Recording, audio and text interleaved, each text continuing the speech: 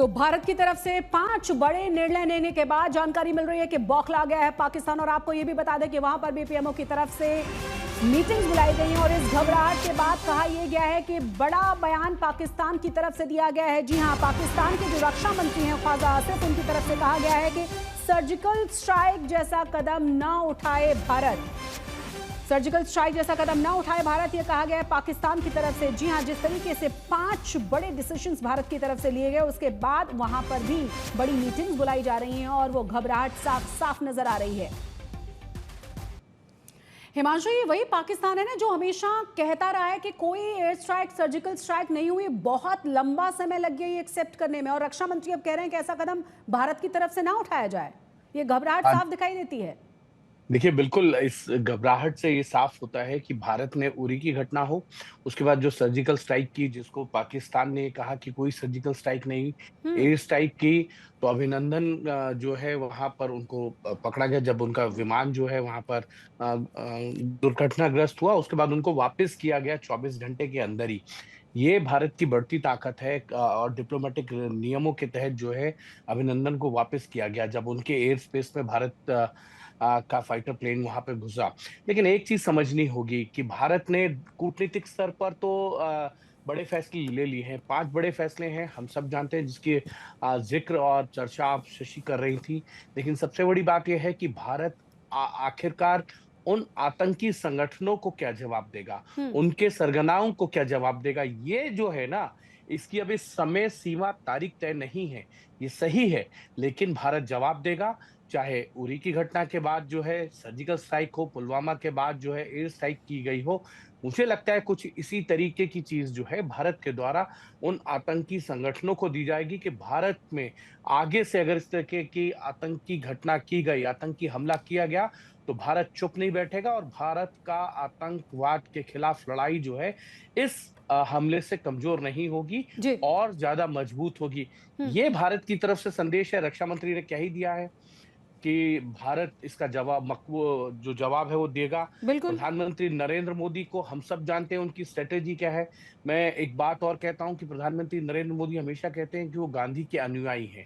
लेकिन गांधी जी का जो एक वाक्य है जिसको हम सब कहते हैं कि कोई एक थप्पड़ मारे तो दूसरा गाल आगे कर दीजिए, प्रधानमंत्री नरेंद्र मोदी उस नियम का अनुसरण नहीं करते हैं। वो ईंट का जवाब पत्थर से नहीं बल्कि ईंट का जवाब ईंट से ही देना जानते हैं। और ये जब जब आतंकी घटनाएं हुई हैं भारत में, उसका जवाब जो है सेना की तरफ से अवश्य दिया गया है और डिप्लोमेटिक स्तर पर सरकार की तरफ से दिया गया। तो एक और तरीके हम से कह भारत सकते हैं कि की उसकी शुरुआत हो चुकी है इन 5 कड़े निर्णयों के बाद। आप अंदाजा लगाइए कि 21 करोड़ से ज्यादा जनता सिंधु जल समझौते को रद्द करने के बाद प्रभावित होने वाली है। ढेर सारे अलग अलग जगहों पर कृषि से लेकर के तमाम पावर प्रोजेक्ट से लेकर के हर जगह पर असर नजर आएगा। सवाल अब ये है रिजवान जी आपसे, जिस तरह की स्थितियां अभी हैं और जिस तरीके से वहां के रक्षा मंत्री की तरफ से बयान दिया गया है, घबराहट साफ साफ नजर आती है। और खासतौर से ऐसे पाकिस्तान के लिए जहां आर्मी बीएलए आमने सामने है, जहां आतंकवाद की जद में खुद वो हैं, जहां पर उनकी आर्मी बहुत साफ शब्दों में कहती है कि हमारी जो सरकारें हैं, हमारे जो राजनेता हैं, उनकी वजह से हमें मुंह की खानी पड़ती है। जी, सबसे पहले तो आपके चैनल के तवज्जुह से मैं कंडेम करूंगा इस टेररिस्ट अटैक को जो हुआ है इनोसेंट लोगों के ऊपर, क्योंकि पाकिस्तान खुद बड़े लंबे अरसे से टेररिज्म का एक विक्टिम रहा है। दूसरी बात ये देखें, मैं बड़ा हैरान हो रहा हूँ, आपने बड़े माशाल्लाह सीनियर जनरल्स और बताए हुए एनालिस्ट बिठाए हुए हैं। एक चीज़ बड़ी हैरानगी की बात है कि देखें, आपने किसी ने ये बात नहीं की कि नरेंद्र मोदी साहब ने एक इंडिपेंडेंट इन्वेस्टिगेशन कमीशन बना दिया है जिसकी वजह से वो देखेंगे कि कौन इसके पीछे है। क्या आप ये नहीं समझते थे इस बात की? 5 जो फैसले हैं वो बता दिए हैं सब एनालिस्ट ने, लेकिन एक बात ये थी कि इन्वेस्टिगेशन अभी तक आप टेररिस्ट को नहीं पकड़ सके। टेररिस्ट को क्यों नहीं पकड़ा गया?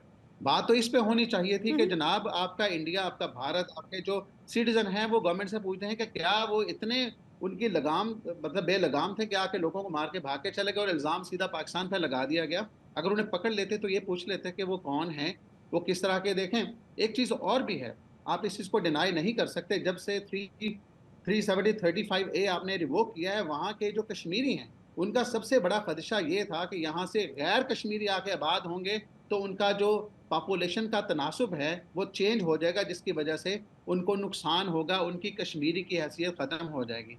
अच्छा, एक और चीज़ मैं बतानी चाहूँगा कि आपके चैनल में मैं काफ़ी देर से बैठा सुन रहा था कि पाकिस्तान को भरपूर जवाब दिया जाएगा, भरपूर जवाब दिया जाएगा। देखिए 2-3 चीज़ें हैं।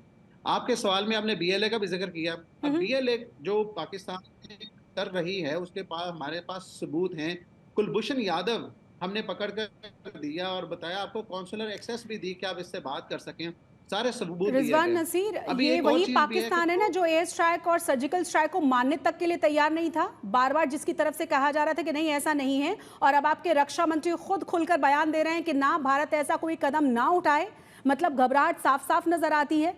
बहुत शुक्रिया आपका हमारे साथ जुड़ने के लिए, लेकिन ये बिल्कुल साफ है और ये पाकिस्तान की कोई पहली बार वाली आदत नहीं है। हमेशा से पल्ला झाड़ना, अपने ही आतंकवादियों को अपना ना मानना हमने देखा है। 26/11 वाले मामले में भी देखा है, जब घर तक पहुंच गए थे तमाम आप ही के जर्नलिस्ट, बावजूद इसके आप मानने के लिए तैयार नहीं थे। बहुत बहुत शुक्रिया आप सभी का हमारे साथ जुड़ने के लिए।